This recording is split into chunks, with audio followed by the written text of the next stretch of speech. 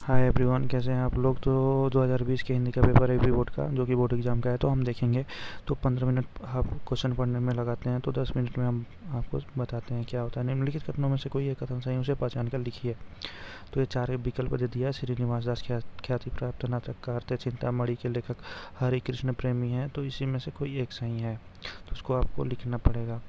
तो ख क्या दिया है, निम्नलिखित कृतियों में से किसी एक कृति की रचयिता का नाम लिखिए। कृति की रचयिता का नाम, रश्मिमांसा, एक गुट, शिक्षा और संस्कृति, कलकत्ता से पिकिंग। अगर थोड़ा बहुत पढ़ते होंगे तो आप बता सकते हैं गुट और रश्मिमांसा कौन लिखा है। व्हाट पीपल के रचयिता का नाम उल्लेख करना है। नीड़ का निर्माण, फिर तो किस गद्य पर आधारित रचना है। रिपोर्टार्ज साहित्य की विधा के किन्हीं दो लेखकों का नाम लिखना है। तो आइए रहा दूसरा क्वेश्चन, हम देखते हैं इसमें क्या दिया है। रीतिकाल के किन्हीं दो प्रवृत्तियों का उल्लेख कीजिए। छाया काल के किन्हीं दो प्रमुख कवियों का नाम लिखिए। प्रयोगवादी काव्य धारा की किसी एक प्रवृत्ति का उल्लेख कीजिए। तो आइए हम तीसरे क्वेश्चन पे आते हैं हमारे। निम्नलिखित गद्यांशों में किसी एक गद्यांश के नीचे दिए गए प्रश्नों के उत्तर दीजिए। तो हमारा जो कि क्या करना है, हमको इसको पूरा रीड करना है, उसके बाद प्रयोग गद्यांश का संदर्भ लिखना है, रेखांकित अंश की व्याख्या करनी है यहाँ तक, और कलाकारों ने किसके जीवन का चित्रांकन किया है उसका आंसर देना है आपको। तो आते हैं क्वेश्चन नंबर 3 का। ख देखते हैं। ख भी ऐसे ही है, आप देख सकते हैं, इसमें भी आंसर ही आपको देना है। उपयुक्त गद्यांश का संदर्भ लिखना है, रेखांकित अंश की व्याख्या करनी है, और लेखक गद्यांश में क्या संदेश देना चाहता है, तो आपको वो लिखना है।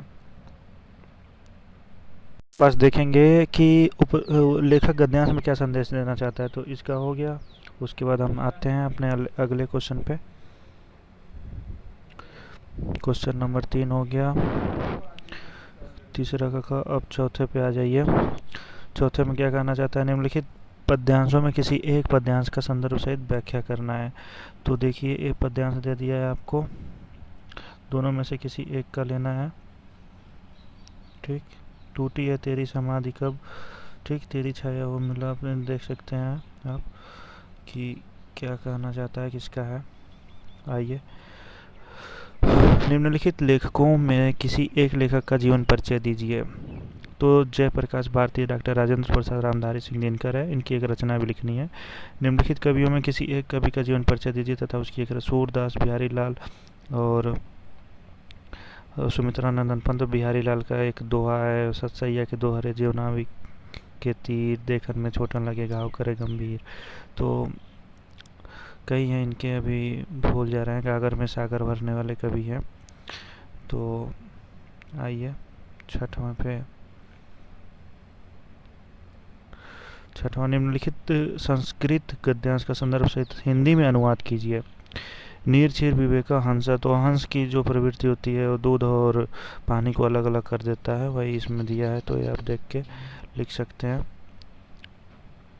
और ख क्या दिया है, निम्नलिखित में से किन्हीं दो प्रत्ययों का उपयोग करके एक एक शब्द बनाना है। तो ता, पन, हट और वट। निम्नलिखित में से किन्हीं दो समास का विग्रह करना है। प्रधानाध्यापक, पीताम्बर, सप्त सिंधु, खरा खोटा।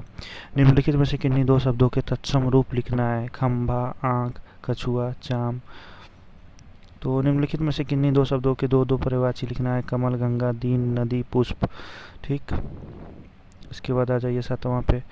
अपनी पाठ्यपुस्तक से कंठस्थ किया हुआ कोई श्लोक लिखिए जो इस प्रश्न पत्र में ना आया हो। तो आप हमेशा दो श्लोक याद करिए, जो कि एक आया हो और एक ना आया हो, तो दोनों में से कोई एक लिख सकते हैं। निम्नलिखित प्रश्नों में से किन्हीं दो प्रश्नों के संस्कृत में उत्तर देना है। भारतीय संस्कृति का संगम स्थलीय न्यायन कब वर्धते, न्याय से क्या बढ़ता है। चंद्रशेखर क आसित ज्ञान कुत्र संभवत।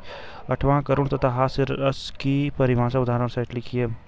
उपमा और रूपक अलंकार की परिभाषा। रूपक का क्या होता है, उपमा का क्या होता है। रूपक का उदित उदय गिरि मंच पर अकबर बाल पतंग हर्ष से लोचन भृंग, तो इसमें रूपक अलंकार है। रोला और सोठा छंद की परिभाषा तथा उसका उदाहरण दीजिए। निम्नलिखित उपसर्गों में किन्हीं तीन के मेल एक एक शब्द बनाना है। अन, पन, अनु, उप, सह, अभि। तो आप यहाँ तक हो ही गया है। तो आइए 10वां पे चलते हैं। निम्नलिखित में से किन्हीं दो में संधि विच्छेद करना है और संधि का नाम लिखना है। अस्य एव पितृ आदेश, रत्न ओघ, मधु हरि। तो माधुरी होगा, आप जानते हैं। निम्नलिखित शब्दों के रूप तृतीया विभक्ति में बहुवचन में लिखिए। फल अथवा मत्ती, मधु अथवा नदी।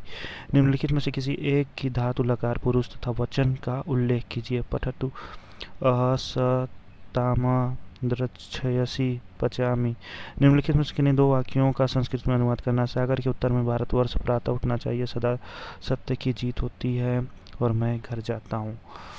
तो इसके बाद ये आता है आपका 11वां, निम्नलिखित विषयों में से किसी एक विषय पर निबंध लिखना है। जल संरक्षण की आवश्यकता, मेरे प्रिय कवि, यातायात, ट्रैफिक नियमों का पालन, छात्र जीवन में अनुशासन का महत्व, बेरोजगारी की समस्या। तो आपको जो अच्छा इसमें जानते हैं वही लिखिएगा। निम्न अपने पठित खंड काव्य के आधार पर निम्नलिखित प्रश्नों में किसी एक प्रश्न का उत्तर दीजिए। मुक्ति दूत खंड काव्य, देखिए इसमें जो रहता है आप में पढ़े हैं, ज्योति व्यवहार, ज्योति जोहार, मुक्ति दूत, जय सुभाष, अग्र पूजा इसमें दिया है। तो उसमें से मेवाड़ मुकुट मेरा था, तो हमको याद है शायद कर्ण खंड काव्य है, और करमवीर है, सबका अलग अलग होता है, तो आप ये देख सकते हैं। और तो ये रहा हमारा यूपी बोर्ड का पेपर हिंदी का कक्षा 10 का। तो आशा करते हैं आपको अच्छा लगा होगा। चैनल लाइक और सब्सक्राइब कर दीजिए, ऐसे पेपर अपलोड करते रहेंगे हम। Thank you so much.